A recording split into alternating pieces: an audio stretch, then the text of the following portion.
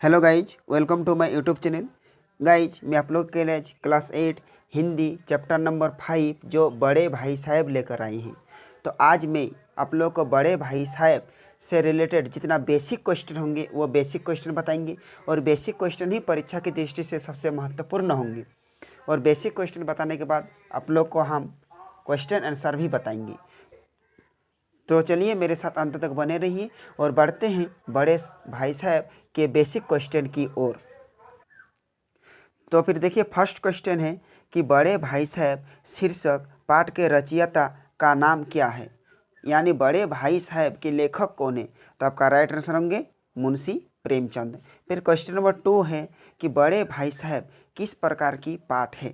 बड़े भाई साहब कहानी है, यानी दो भाइयों के बीच। तो सही आंसर कहानी। देखिए क्वेश्चन नंबर 3 है किनकी रचनाओं को समझना छोटी मुँह और बड़ी बात थी। तो ये सही उत्तर होंगे लेखक के बड़े भाई। ओके, चलिए फिर क्वेश्चन नंबर 4 दे रखे हैं। क्वेश्चन नंबर 4 दे रखे हैं लेखक का बड़ा भाई किस जमात में थे। तो आपका सही उत्तर 9वीं। फिर देखिए 5 नंबर क्वेश्चन है कि बड़े भाई साहब शीर्षक कहानी में लेखक के बड़े भाई ने लेखक के सामने पढ़ाई का कैसा चित्र खींचा।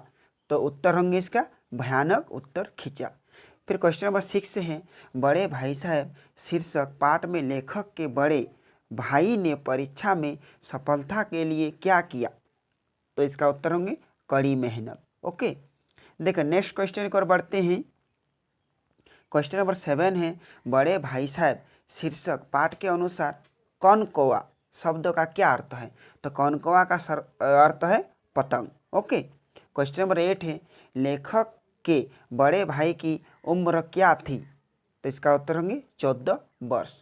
क्वेश्चन नंबर 9 है प्रेमचंद्र की जन्म कब हुई थी। तो प्रेमचंद की जन्म 1828 ईस्वी में जो उत्तर प्रदेश में हुए थे। फिर क्वेश्चन नंबर 10 प्रेमचंद की मृत्यु कब हुई थी। तो प्रेमचंद की मृत्यु 8 अक्टूबर 1936 ईस्वी को हुए हैं। तो चलिए अब बढ़ते हम लोग बड़े भाई साहब के क्वेश्चन की ओर। आपका पाठ से फर्स्ट क्वेश्चन है कि लेखक के बड़े भाई अपने दिमाग को आराम देने के लिए क्या क्या करते थे। फिर क्वेश्चन नंबर 2 है लेखक के भाई ने लेखक के सामने पढ़ाई का कैसा चित्र खींचा। क्वेश्चन नंबर 3 है समझ किताबें पढ़ने से नहीं आती दुनिया देखने से आती है। इस कथन को किसी एक उदाहरण देकर सिद्ध कीजिए। तो चलिए इसी तरह हम लोग 4, 5 पार्ट से आगे करते रहेंगे। चलिए पहला हम लोग फर्स्ट क्वेश्चन की ओर बढ़ते हैं। तो गाइस देखिए फर्स्ट का उत्तर होंगे लेखक के बड़े भाई ने अपने दिमाग को आराम देने के लिए कभी कॉपी पर, कभी किताब के हंसियों पर चिड़ियों, कुत्तों, बिल्लियों की तस्वीर बनाया करती थी। फिर वह कभी कभी एक ही नाम या शब्द या वाक्य 10-20 बार लिख डालते। कभी एक शेर को बार बार सुंदर अक्षरों से नकल करते। कभी ऐसी शब्द रचना करते जिसमें न कोई अर्थ होता और न कोई सामंजस्य। देखिए फिर क्वेश्चन नंबर 2 की ओर बढ़ते हैं। देखिए क्वेश्चन नंबर 2 हम पढ़ रहे हैं कि लेखक के भाई ने लेखक के सामने पढ़ाई का कैसा चित्र खींचा।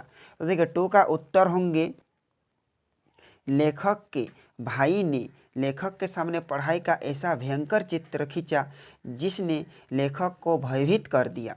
जैसे जैसे अंग्रेजी सीखने के लिए एक दिन या दिन रात एक करना पड़ता। मेले, तमाशे, क्रिकेट, फुटबॉल मैच आदि छोड़ना पड़ता है। अपने लक्ष्य की ओर ध्यान रखना पड़ता है। चलिए फिर बढ़ते क्वेश्चन नंबर 3। क्वेश्चन नंबर 3 दे रखे हैं कि समझ किताबें पढ़ने से नहीं आती दुनिया देखने से आती है। इस कथन को किसी एक उदाहरण देकर सिद्ध कीजिए। तो देखिए 3 का उत्तर होंगे सच है कि समझ दुनिया देखने से आती है, किताब पढ़ने से नहीं। अगर किताबें पढ़ने से समझ आती तो लेखक का बड़ा भाई फेल क्यों हो जाता। वही लेखक कम रटता था पर उसे दुनिया की समझ थी, अतः वह पास हो जाता था। वह कक्षा में प्रथम स्थान भी प्राप्त कर लेता है। चलिए अब बढ़ते क्वेश्चन नंबर 4 की ओर।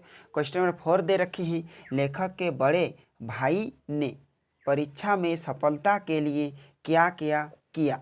आप परीक्षा की तैयारी किस प्रकार करते हैं?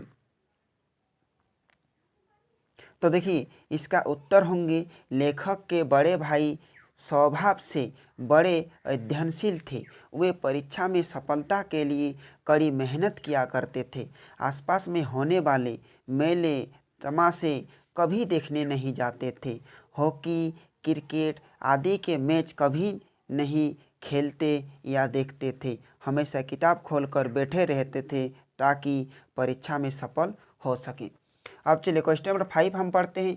क्वेश्चन नंबर 5 दे रखे हैं कि बुनियादी या बुनियाद की पुख्ता न हो तो मकान कैसे पायदार बने? इस पंक्ति का भाव स्पष्ट करें।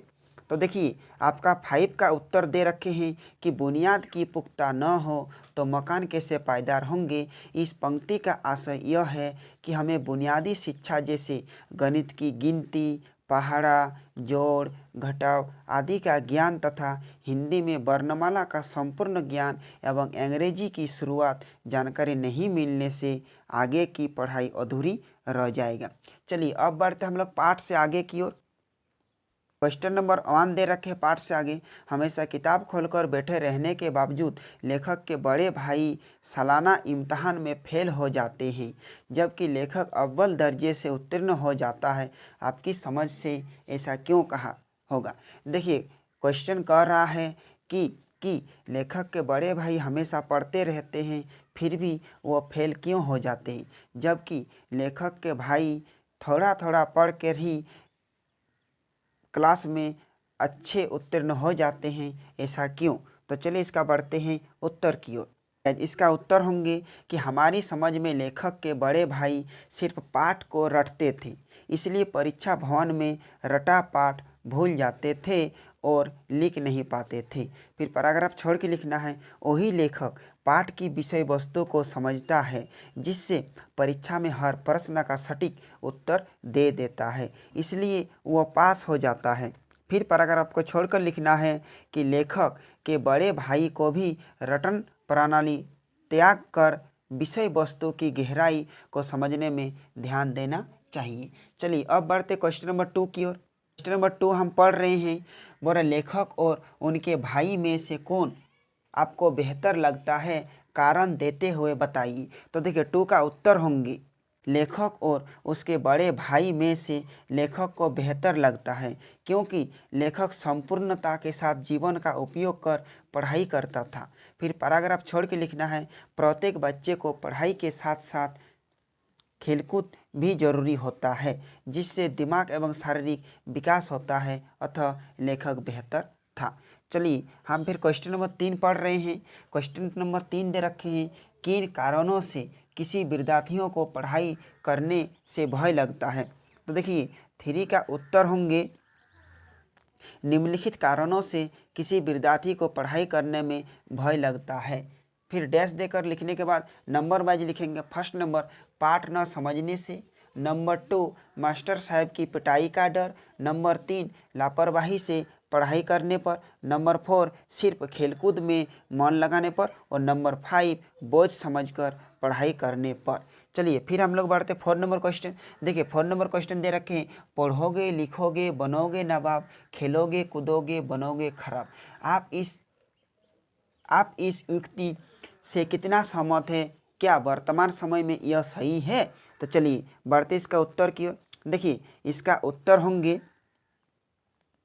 कि मैं इससे सहमत नहीं हूँ क्योंकि वर्तमान में पढ़ाई लिखाई से ज़्यादा खेलकूद के कारण ही अनेक युवक युवतियाँ का विकास देश का नाम रोशन किया है। जैसे सचिन तेंदुलकर एवं महेंद्र सिंह धोनी ने क्रिकेट जगत में भारत का नाम रोशन किया है। साक्षी, सानिया और कई खिलाड़ी आज विश्व में भारत का नाम रोशन किया है। वर्तमान समय में खेल एवं पढ़ाई दोनों की आवश्यकता है, तभी व्यक्तित्व का समग्र एवं पूर्ण विकास संभव है। तो गाइज फिर बढ़ते हैं क्वेश्चन नंबर 5 की ओर। देखिए आपको क्वेश्चन दे रखे हैं, बड़े भाई की डांट डपट न मिलती तो क्या छोटा भाई कभी कक्षा में अच्छा प्रदर्शन कर पाता? इस संबंध में अपने विचार लिखिए। तो देखिए 5 का उत्तर होंगे कि बड़े भाई की डांट डपट से ही छोटा भाई पढ़ाई के प्रति सावधान रहा, वरना वह तो खेलकूद या खेल खिलौने एवं पतंग के पीछे दीवाना रहता था। भाई की उलाहना एवं डांट ने उसके अंदर की जिजीविषा बढ़ा दी। वो अपने कक्षा में अव्वल आने लगा। अतः बड़े भाई का जागरूक रहना छोटे भाई के लिए सही है। चलिए अब बढ़ते क्वेश्चन नंबर 6 की ओर। देखिए क्वेश्चन नंबर 6 दे रखे हैं कि इस कहानी में बड़े भाई साहब ने जिंदगी के अनुभव को किताबी ज्ञान से ज़्यादा महत्वपूर्ण माना है। क्या आपका ऐसा मानना सही है? तो कारण सहित विचार दीजिए। देखिए क्वेश्चन नंबर 6 का उत्तर होंगे कि हाँ, उनका ऐसा मानना सही है। जिंदगी का अनुभव व्यक्ति की परिस्थितियों में धैर्य प्रदान करता है। धैर्य से हम परेशानियों पर विजय प्राप्त कर पाते हैं। अतः यह सही है कि किताबी ज्ञान विपरीत परिस्थितियों में साथ नहीं देती है, पर जिंदगी के अनुभव वहाँ काम आते हैं। चलिए अब बढ़ते हम लोग अनुमान और कल्पना की ओर। देखिए गाइज, अनुमान और कल्पना में दे रखे हैं कि कल्पना कीजिए कि आप एक शिक्षक हैं। आपके विद्यार्थियों में से कुछ पूरी तरह किताबों का निर्भर है, जबकि कुछ विद्यार्थी अपना अधिकांश समय खेलकूद में लगा देते हैं। आप ऐसा कौन सा रास्ता अपनाएंगे जिससे आपके विद्यार्थी पढ़ाई और खेलकूद दोनों को समान रूप से महत्व देने लगे? तो चलिए बढ़ते हैं इसके उत्तर की ओर। अगर देखिए इसका उत्तर होंगे, हम सबसे पहले दोनों तरह के बच्चों के बारे में जानकारी प्राप्त करेंगे। उसके बाद दोनों को पढ़ाई एवं खेल के महत्व के बारे में जागरूक करेंगे। इससे पढ़ने वाले छात्र खेल में एवं खेलने वाले छात्र पढ़ाई में ध्यान केंद्रित करने लगेंगे। फिर लिखेंगे, हम पाठ को सरलतापूर्वक खेल खेल में बच्चों के सामने प्रस्तुत कर पढ़ाई प्रति आकर्षित कर पाएंगे, तभी ऐसा संभव हो पाएगा। चलिए अब फिर बढ़ते हम लोग भाषा संदर्भ की ओर। देखिए गाइस, क्वेश्चन 4 में दे रखे हैं कि इसमें निम्नलिखित शब्दों का प्रयोग वाक्यों में कीजिए। यानी जैसे दर्शन, आंसू, हस्ताक्षर, होश, दाम, बाल, ये सब जो है आप लोग शब्दों में लिखना। तो चलिए बढ़ते हैं उत्तर की ओर।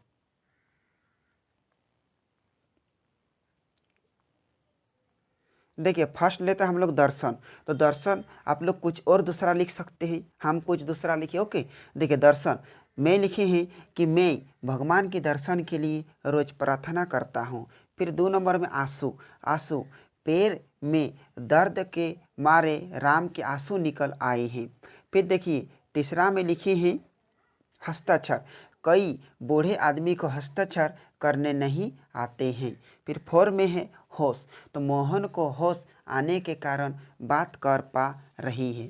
फिर 5 नंबर में दाम। आजकल सब्जी का दाम कम हो गई है। ये आप लिख सकते हैं, आजकल सब्जी के दाम बढ़ गई है। ओके, चलिए लास्ट में है आपका बाल। तो बाल देखिए, यानी कोविड-19 लॉकडाउन के चलते सबका बाल बड़े हो चुके हैं। ओके, बड़े हो चुके थे भी आप लिख सकते। तो गैज यहीं पर आपका जितना मेन क्वेश्चन था वो सब बता चुके हैं। तो आज यहीं पर विदा लेते हैं। फिर इसी तरह की वीडियो हम लोग बनाते रहेंगे। तो बाय, फिर मिलेंगे नेक्स्ट वीडियो में।